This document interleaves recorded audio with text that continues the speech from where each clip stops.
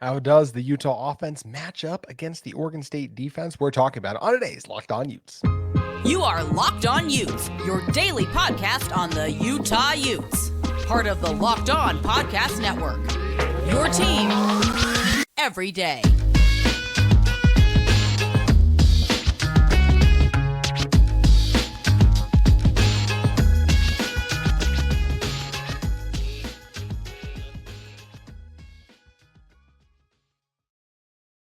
Hello, everyone, and thank you for making Locked On Utes your first listen every single day. We're available on all platforms, including YouTube and wherever you may get your podcast. My name is JT Wistrcill, former intern inside the University of Utah Athletic Department. If this is your first time joining our show, make sure you guys like and subscribe. We are on our way to 2,000 subscribers. I believe we're closing in on that too, so appreciate all you guys for supporting our show, and for those of you who will hopefully soon be supporting our show by hitting that subscribe button.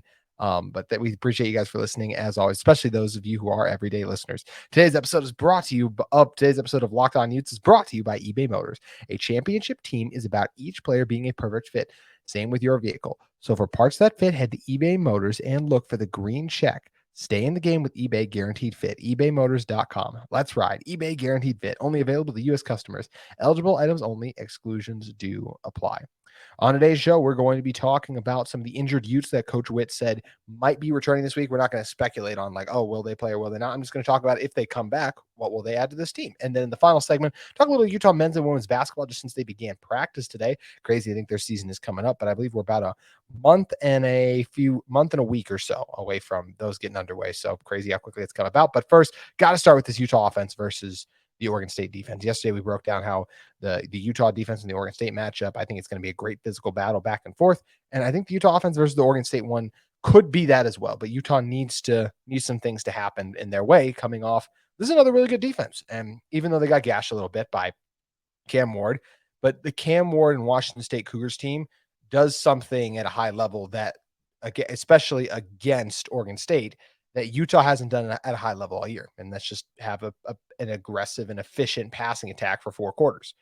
That's something that has not happened for this Utah team outside of maybe the Weber State game, you could say, when they moved the ball and scored 31, but one FCS versus top 20 team, which this Oregon State team still is after losing on the road. Only lost that one by 3. I know they had the late comeback still, but to make it only a 3-point loss, but that was on the road to a top 20 team also in what Washington State is now too, as we know. So either way, this is an Oregon State team that's really good. And before we dive into what Utah will need to do against them, let's talk about what Utah is facing with this Oregon State defense. This Oregon State defense is good. It's not as good as last year's, still very good. And I also say this, I think the UCLA one is a little better right now based on what I've seen, but I still, especially this defense at home, is capable of making some plays too. But what did I see for them against Washington State in particular? Well, I do think there's some things Utah can take advantage of, right? Like they gave up a couple of QB runs. I think that is something where Utah using Jalen Glover or whatever the running back who's in as that extra lead blocker for Nate, I think that could be really beneficial because I do think this is a Utah offensive line that's going to create some holes for Nate and the running backs just in general to be able to run through too. They got pushed around at times against Washington State, but they also responded, only allowed barely 100 yards rushing in the game overall. And even, I will say, late too in that game, Washington State got it inside the 10, and I think they kept maybe all of them, all but one of them, like on the ground. They tried to punch it in on 4 downs inside the 10. They weren't able to get in. So the Utah offensive line, the Oregon State defensive line is going to be a good back and forth battle, especially against the run. I don't know how good they'll be at generating pressure with just 4. That's something they didn't have a lot of success against Washington State. Now, Utah's offensive line has had their struggles at times with twists and different things throughout the few games. So that's another back and forth battle, I think, there. But one I expect Utah to win in this one. They do have to do a good job in blitz pickup. They did get pressure on Cam Ward a couple times by bringing some exotic blitzes on him. And that's something also at times that Utah has struggled to pick up. I think even Kyle Whittingham mentioned that the running backs have to be better in pass protection, something that we figured would drop off because of the loss of Mekhi Bernard, Utah's best pass protecting back.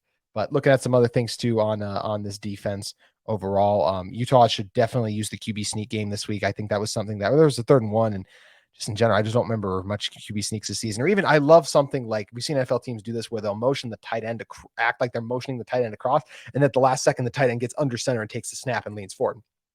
Who's stopping Thomas Yasmin from getting a yard? I don't think anyone is going to be able to do that. So that's something I'd love to see in that one too. But yeah, I think it'll be a back and forth battle on the ground for the Utes rushing attack and then the Oregon State rushing attack.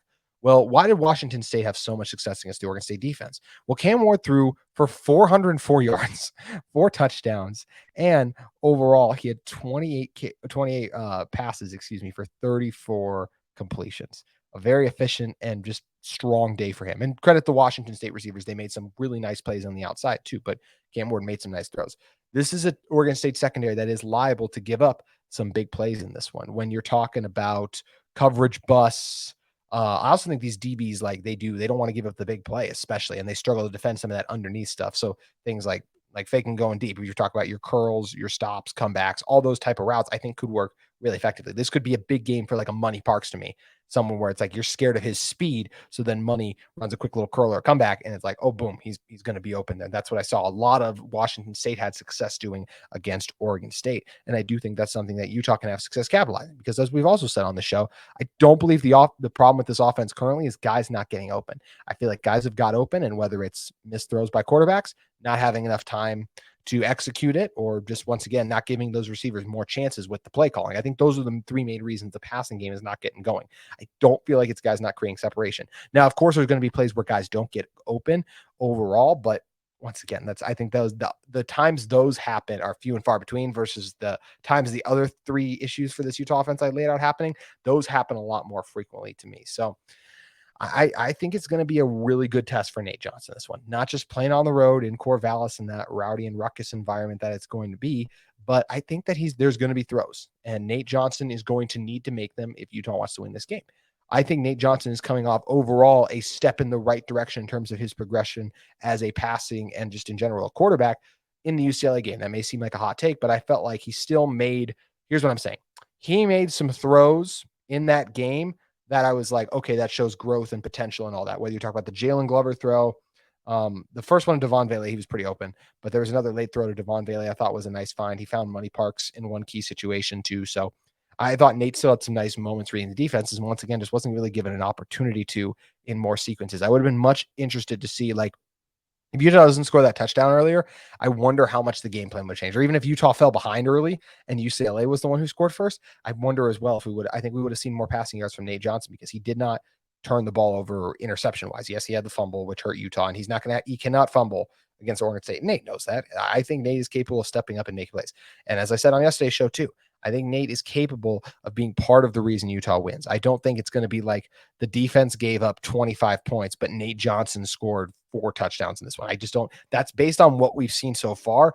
That would be too bold of a prediction for me to make. But I do think there is potential for Nate to have a good game, and I think he will play better than he did last week because he's going to give him the opportunity to play better. I think Utah will throw the ball more because they'll recognize the advantage they'll have on the outside with their receivers. So it's going to be a fun matchup. I think both sides of the ball, as I've broken down, are going to be very fascinating just to watch and see them play out. I think both sides have matchups they can hold advantages in, slight and really strong advantages in. So that's going to be fun. I'm excited for Friday. It's still weird to think this game's on a Friday night, but Friday Night Lights, I've always been a fan of that. So I'm still going to be, obviously we'll all be tuning in, and I do think Utah can win this game. It's going to be incredibly difficult, but I do think Utah has a potential to win this game. So we're going to be breaking down that game more on tomorrow's show. Spencer McLaughlin, the Locked On Pac-12, will be joining me. There's no Locked On Beavs host, unfortunately, so we'll do Spencer, who always does a great job and has done a great job covering the Beavs all offseason long, just as kind of all the other Locked On hosts do their 365 coverage. Spencer does that for every Pac-12 team, so he's going to do a great job with us tomorrow, talking and breaking down that game. Look forward to diving into that one and look forward to you guys checking that out. But before we get to it, Utah could be getting a boost by a boost to their roster in general with some of their injured players returning potentially for the Oregon State game. We're going to talk about which of those players might be returning, and more so, if they did return, what it would mean for this Utah team. We're going to be discussing that in one moment. But first, I want to talk to you guys about our friends at DoorDash. Love the convenience of getting what you want right to your door with DoorDash grocery delivery. You can stock up for the week or order last-minute cravings conveniently. They have thousands of grocery stores to choose from, and you can find the best in your neighborhood and boost your local economy with each and every order. Want even more value? You can save all your grocery and restaurant favorites with a $0 delivery fee on all eligible orders with Dash Pass membership. With easy substitutions right in the app and best-in-class customer support, DoorDash delivers groceries exactly how you want it.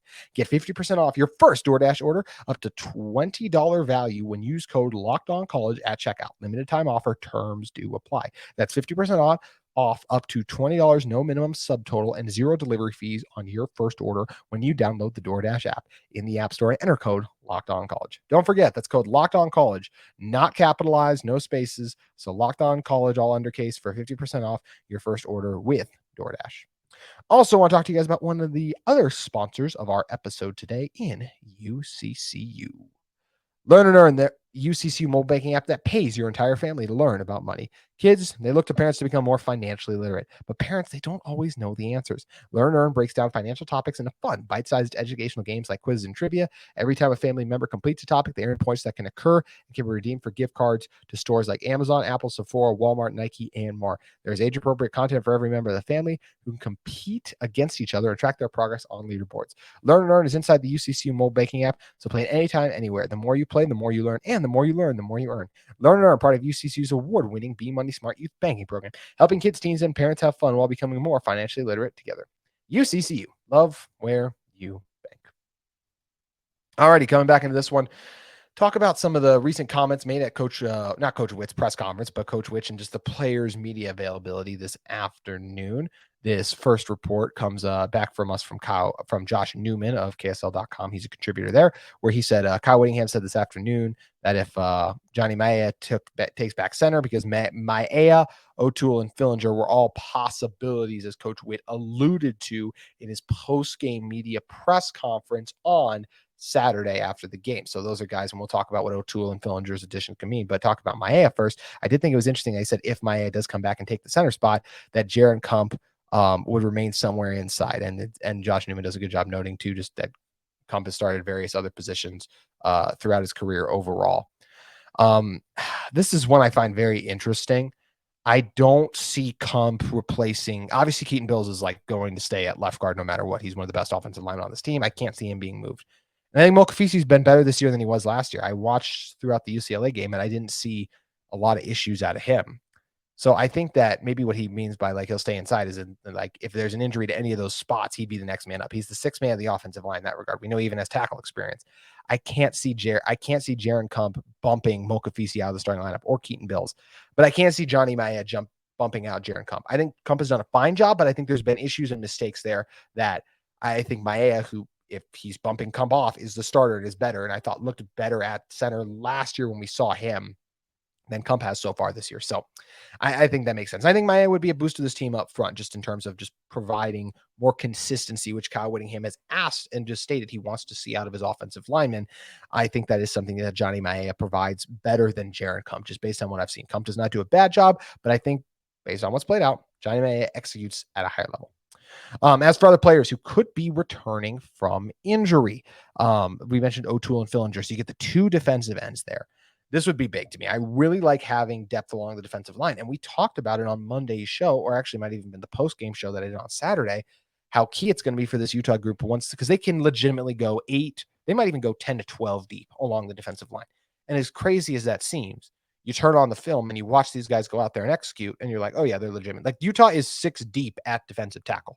I think I'm correct in saying that when you factor in junior, actually might be 5 deep at defensive tackle. And I know they're 5 deep at defensive end, I feel like too, with some of the guys they got theirs as well. So incredibly deep defensive line for Utah, and especially the defensive end, the pass rush. Like on 3rd and longs, at least right now, I want Logan Fano and Jonah Ellis out there. I know Connor O'Toole, Coach Witt said, right, best pass rusher on the team. I want to see it. The level that Logan and Jonah are playing at. I have tape of what those guys were. Connor's had another whole offseason to improve and better acclimate himself to the defensive end position. But the last time we saw him there, and granted, he was playing better in the Pac-12 championship game, but over the course of the season didn't show that level overall. So while I expect an improvement out of him, Logan Fano and Jonah Ellis are just playing at a level right now that I would want them to stay out there. Now, I will say on 3rd and long, I'd love if a Van Fillinger or that being Connor O'Toole comes in and rushes from the interior, because I think it's nice to have a quick defensive end on a guard. Sometimes guards don't usually hold up in pass protection as well as offensive tackles. But getting both these guys back would be huge. It allows Ellis and Fano to stay fresher if you can get O'Toole and Fillinger in the mix, who are still good pass rushers in their own right, but really elite run defenders to me too. So I think this would be great for Utah if they could get those guys back, and their health is something we're going to be continuing to monitor because we want this team to get healthy. Also, a defensive lineman who played last week that I think is going to be even better this Friday, Samote Pepa. We saw it with Junior Tafuna. He needed a half to get under his belt, and then he was really dominant against Baylor. I think we're going to see the same thing for Samote Pepa in this game. I think he's going to be even better in this one, and we'll see him potentially get a sack, but continue to push the pocket, create that interior pressure that he is able to just do so effectively at a high level. So I'm excited to see more of these guys get healthy in return for Utah. But before we move on and talk about the basketball programs, I do want to talk about one other aspect of this Utah football team that has been awesome, and that's the punting game. And here's some stats and numbers that the Utah football Twitter account put out about how effective the punt game has been, and actually how just Jack Bomeister has been booming punts all over the field. He has 8 punts. Once again, this comes from the Utah football Twitter account. He has 8 punts for 50+ yards, including 3 over 60. He is 13 for 21 in total punts in the season in terms of that have been down inside the 20-yard line. And he ranks 7th in the FBS and 1st in the league for punting average at 47 yards. And by league, he means Pac-12. Incredible. And it's a huge asset to this Utah defense. There was one time I can vividly remember being at the game Saturday in person where he had a monster punt. I was like, that's an awesome punt. And you could see Witt hang back to wait to give Bomeister 5 because he was fired up about how good the punt was. Because having what's so far for this Utah season, Ben Bomeister's been a great punter, is such just a huge thing for a football team. Because if your offense stalls in their own territory, happened to Utah a lot last week, you're not worried about, okay, our punter's going to come out here and then the other team's going to have a shorter field to work with. We just listed the numbers of how many times punts have been down inside the 20 for Utah. And those 50 to 60-yard punts, those flip the field position where it's not like, okay, we're punting from our own end zone and, oh no, they're getting the ball back on our 50. So they have a short field to work with. No, with Bomeister punting, you know that they're going to start on their side. They're going to start on their own side of the field, no matter where the down and distance is, because of the leg he's had and how effective he's been. His punts hang in the air forever, doesn't really allow for many punt returns. There's been issues with kickoff coverage. At least there was, of course, against Weber State. There's not been punt coverage issues, and that's just because of how long and how far Bomeister's punts have gone so far in the season. So it's a huge asset to this Utah team, especially with how good this Utah defense has been. I like that they can give up a first down, and because there was a shanked punt or something like that, it's not like, oh, the other team's already in field goal range. It's like, oh, Utah's defense gave up 1 first down. The other team's still 70 yards away from scoring. Like, they're still in a good position, because more times than not, what Utah's defense has done this season, considering they haven't allowed multiple touchdowns in a single game, is after giving up 1 first down, if they even gave up that, because a lot of times they haven't, they're getting the stop and forcing the punt after that. So having a great punter has been a huge boost to this Utah program, and Bomeister's leg is going to be big for them, because you want to make Caleb Williams, Michael Penix, Bo Nix, all these Shedeur Sanders later in the season, all these potent quarterbacks that Utah's going to play. You want to make them life hard on them offensively. You want to make them have long drives that it makes them more challenging for them to get points. And Bomeister helps set the table for the defense to have success because of how far back he pins offenses in their own territory with his foot. So hats off to him for what's been a great start to the season. And I can't wait to continue to just watch him boom those punts. It's always fun too, because, as an announcer, when you're a broadcaster, you can just not me as a broadcaster, but I'm saying listening to the play-by-play guys. I always enjoy just hearing that whenever they're surprised, but whoa, that's a good punt, because they're thinking about a million different things, and they're waiting for the return and everything. And sometimes they get surprised by how good Bomeister's punts are in general, just because whenever you see a 60+ yard punt, you're going to be impressed. And Bomeister's done that multiple times, as we mentioned. So huge boost for this Utah team to have such elite special teams play, and particularly what Bomeister has meant for them as a punter so far in the season. So that's going to do it for our football talk today, but I do want to talk a little bit about the Utah men's and women's basketball teams beginning practice.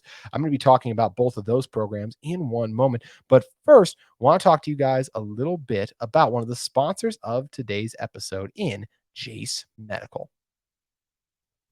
Everyone should be empowered to care for themselves and their loved ones during the unexpected. That's why Jase Medical offers the Jase case. The Jase case provides 5 life-saving antibiotics for emergency use and gives you the peace of mind so that you are not just hoping that you have access to the best medication in an emergency. You know that Jase Medical provides you with medication in hand so you don't have to panic. Jase Medical is simple. They handle everything from the online evaluation to licensed pharmacy medication, delivery, and ongoing consultation and care. Don't get caught unprepared. You can get $20 off on these life-saving antibiotics today from Jase Medical by using my code LOCKEDON. That's all caps, no spaces, locked on at checkout on jasemedical.com. That's JASE medical.com. Alrighty, let's close this episode out with some Utah men's and women's basketball talk. Crazy, as I mentioned at the start, that we're already in this position to be talking about basketball, but both programs are back, and both come in with very different expectations. Let's start with the women's basketball team, because they are coming in with sky-high expectations. I don't think the AP poll has dropped for the women's basketball yet. I think they will be ranked inside the top 5. Like, just going off the top of my head, right? LSU, Angel Reese is back. I think they got Haley something from Louisville's down there too, so she's good. Obviously, you get Caitlin Clark at Iowa, who's fantastic. I do think that Utah nearly beat LSU, the national champion last year. And I think this Utah team, and they return every major contributor. I think they lost a couple of centers, if I remember correctly, but they return most of their major players. Like Alyssa Peely, I think was Pac-12 Player of the Year. She's back. Jenna Johnson, Gianna Neepkins, Kennedy McQueen, Deja Young. There's so many players we could go down the line, right, that are effective for this team, and I think are going to have another strong and big season. I think Utah is set up for success, and I think I'm no problem predicting. You guys can see the Utah stuff in the background, right? Like, I do think this team's going to win the Pac-12 this season. I think they're going to do that, and I think they have a chance to truly be a national contender.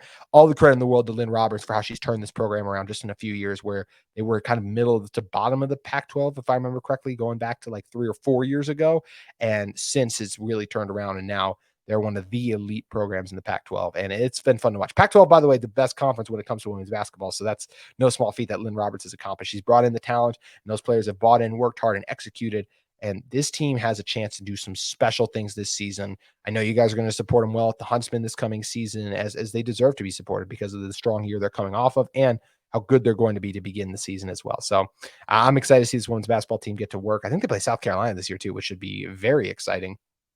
In like the Hall of Fame game classic, I think in like December-ish at some point. But yeah, got to be really excited for the Utah women's basketball team because I truly believe they're a contender for the national championship with the amount of returning talent they had. They lost to last year's national champion.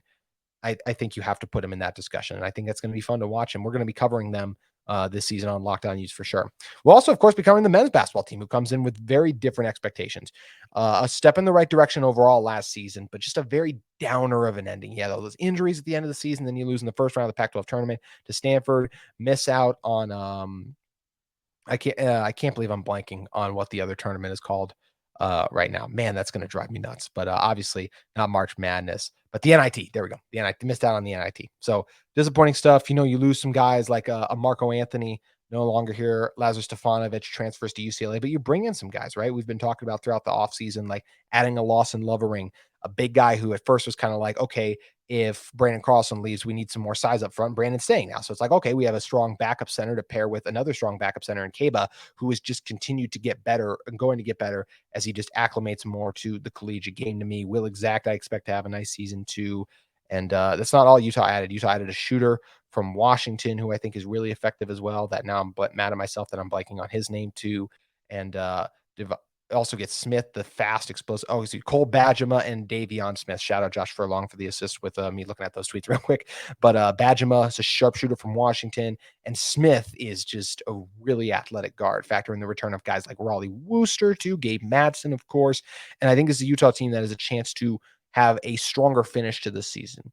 The schedule broke very well for Utah. Even if they had stayed healthy, it would have been hard for them to win at USC, or just actually they might have played home USC at the end of the year at home. I'm trying to remember now, but either way, like they played USC, Arizona State, and UCLA at the end of the season last year. And those were really tough games for Utah. I don't know if Utah will be in the top 3 of the Pac-12 for as long as they were last year, but I do think this would be a team I think they have a chance to be in the top 5. I think they'll be more firmly in the top 7, or even if they are like just ending with more positive momentum than they did last season because of those new additions. And you hope it's just the law of averages, right? That the health that hit this team so late in the season doesn't happen again this year, although it very well could. So going to be interesting to see, but I do think this men's basketball team has a chance to do some nice things. I think they have a chance to make the NCAA tournament. I think it was Joe Lunardi or someone put like Utah is one of his last 4 in on a way early preview I saw a couple months ago. So yeah, I think NIT should be the floor for this team, and I think they have a shot to make the tournament because of that returning talent, Craig Smith in his 3rd year. So I'm excited to see what the men's basketball program can do.